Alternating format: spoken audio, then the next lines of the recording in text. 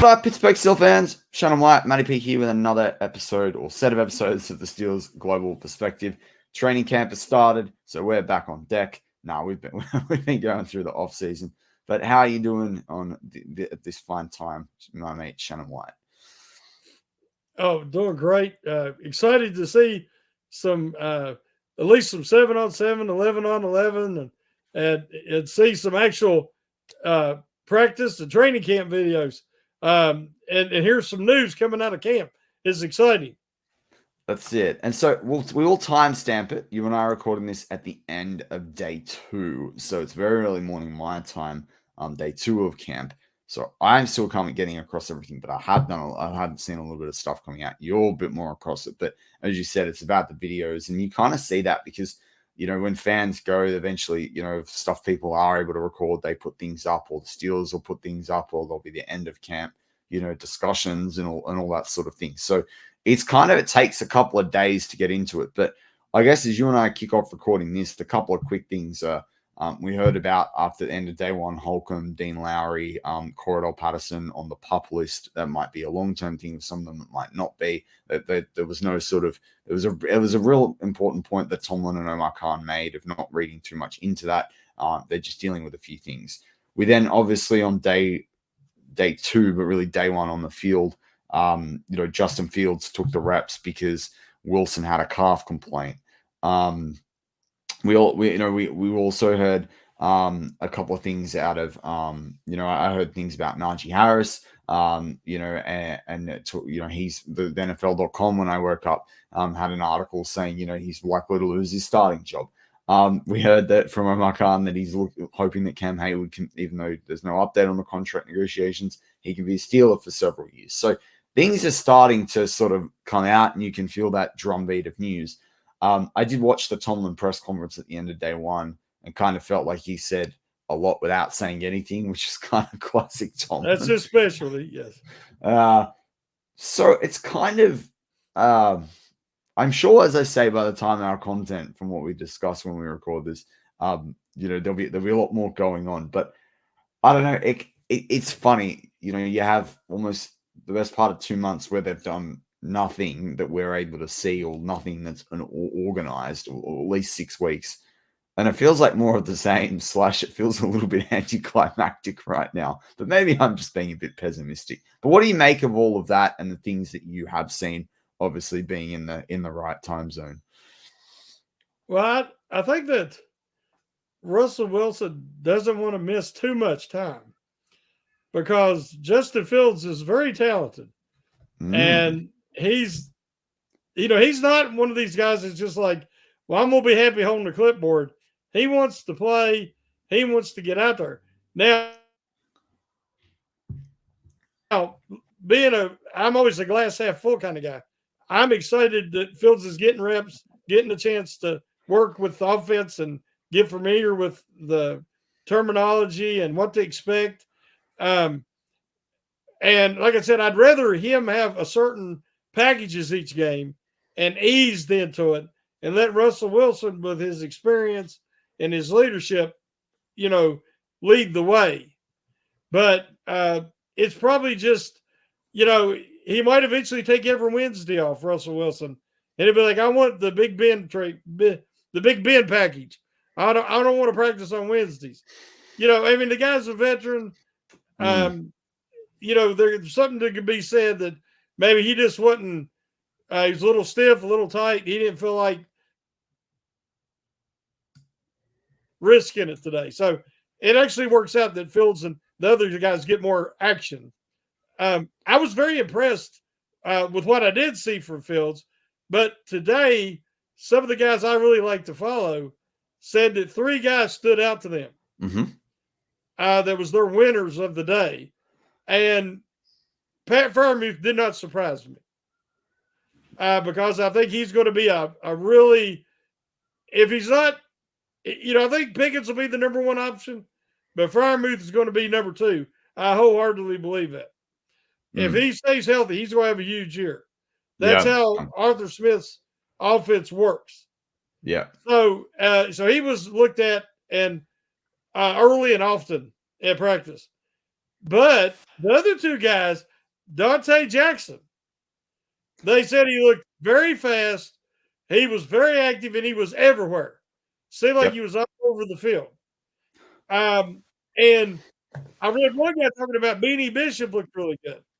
And he's out there in the starting slot with Cam Sutton's situation. So that doesn't shock me either because Beanie is the type of guy, he's a downhill. He's going to fit very well in the Steelers defense. But the other guy that was mentioned shocked me, and it was DeMarvin Leal. And they credited him with a sack or two. This is not contact, obviously, and they're going half speed. You know what I'm saying? But they mentioned DeMarvin Leal looked really good, better than he had previously. Now, this is his third year. Mm-hmm. So it's really now or never, but that's encouraging. Yeah, I think let's kick off with the Leal part. I think with the Marvin Leal, there was a bit of hype around him from some of the similar sorts of comments at the back end of mandatory minicamp as well. I think it was during that I heard a few coaches mention a few things there.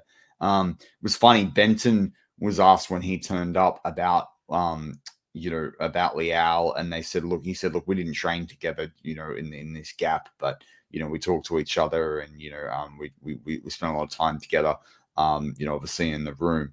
But if Leal can come on, like you and I had him as a cut candidate a couple of weeks back in a show that we did, and a likely cut candidate. But they've seen less of him than they have Loudermilk, so maybe he's less on the bubble there. Ogunjobi has had injury challenges over the course of his career, and he's so expensive. He's too expensive for them to cut this year. I think they want some veteran presence. But my big thing is I've obviously hyped up Dean Lowry since he was acquired by the Steelers. So my thing is, if Lowry's going to be out, it's like, Leal, come on, like you're getting a chance to do something. It's a golden opportunity. It's like that. Yeah. It's like that meme with the stick figure prodding the thing. Yeah. Like now's the time. My favorite meme of every year of the Steelers during free agency, and people post it, and I'm like, didn't you not learn from last year? Anyway, but it's kind of like that with Leal. Beanie, because I did a quick show less than 12 hours ago. It went out on Channel 2 when we're recording right now, but I just recorded right before I headed to bed here in Australia. But I was going through the defensive guys, what they said, how they were looking, and Beanie looks incredibly athletic. But I listened to the interview with Dante Jackson, and I mean, I've been a fan. I've been like, Steelers grab this kid for like, well, not a kid, but grab this bloke for like 2 and a bit years. They finally get him. He's mature. He wants to work with Joe Porter Jr. He's super fast. He can fly everywhere. He was poorly used by Carolina. And he would have had a better year. He would have had a better couple of years at Carolina if they didn't have JC Horn as well. I think that they, don't start me on how Carolina run their defense, but I am not surprised to see some of those guys shine early on because they look ready to go from day one. Well, Beanie is, he is shorter, but he's thick. He's put together. Oh yeah. And one thing about Beanie is he's very physical. He plays bigger than his size, and he just competes. So if he goes up against a bigger receiver, like he did constantly in the Big 12, there was a ton of top line receivers in the Big 12, and he always took every team's number one guy. And he competed, and he really held his own. That's why I believe eventually Beanie will be able to give the Steelers some snaps on the outside as well. Yeah. Because the Steelers have had some really good smaller cornerbacks through the years. Now, we know the Steelers got JPJ.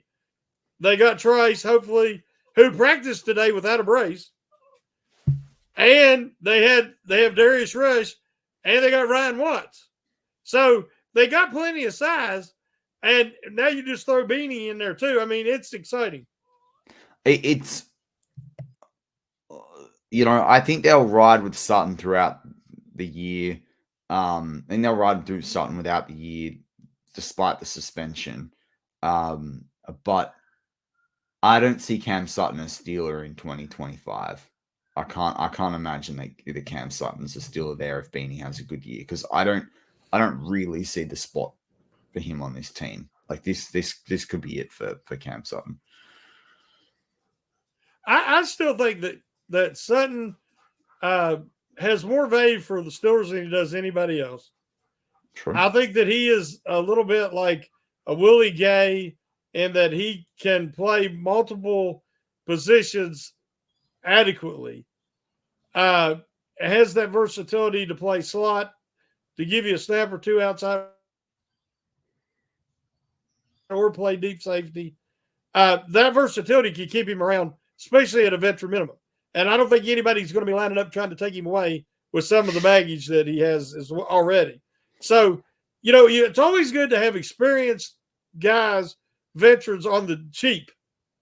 Especially if that was something so out of character and it's not who he is, and we don't have any more issues.